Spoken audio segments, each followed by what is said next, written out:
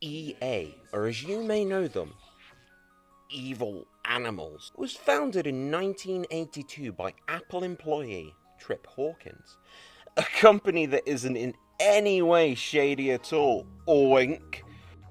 Trip had the vision to have software developers to be known as artists. This was reflected in the naming process of the company. Originally, it was going to be called Soft Arts, though this was changed due to a company with a similar sounding name.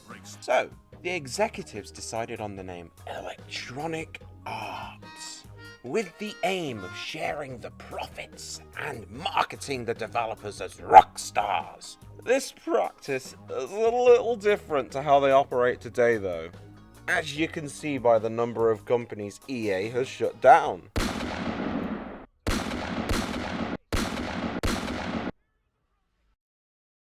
So much for the developers being rock stars.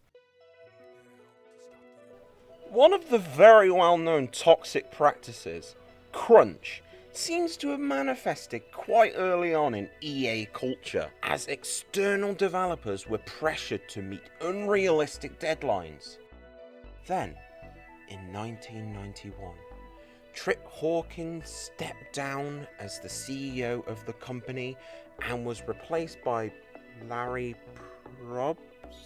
This event seems to have begun the general further decline of the company's efforts to make the developers into rock stars. Instead, they decided to buy up a lot of companies to assimilate into the EA business model. This created an unstable ecosystem within EA, as the further acquisitions meant that there was too much to manage for the company. This meant a general decline in the quality of games. Though, alongside this fact, EA would buy promising companies such as Pandemic Studios, who were responsible for such classics as the original Battlefront 2. Not to mention Visceral Games, who were mid-development of a Star Wars game. Both of these studios were sentenced to death by the corporate overlords. It's not the ruthless massacring of the studios that make their success, though.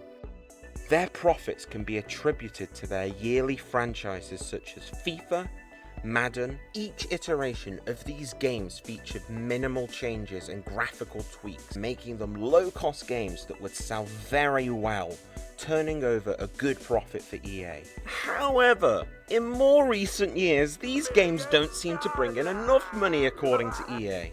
And so, they introduced microtransactions. These have been used to introduce young gamers to gambling. Gamblers, if you will. Now, the microtransactions can be used to buy loot boxes, a trend that has grown over the years like a festering mold at EA. Or as EA would prefer you to call them, surprise mechanics. Surprise! You're in crippling debt now, kid. This term was used as a slimy way of rebranding the company. So, that's pretty much EA. A shitty company that had a somewhat honourable goal during its inception. Hey guys, I really appreciate you watching this video, and if you made it all the way to the end, I can't thank you enough. If you enjoyed it, leave a like, subscribe and share.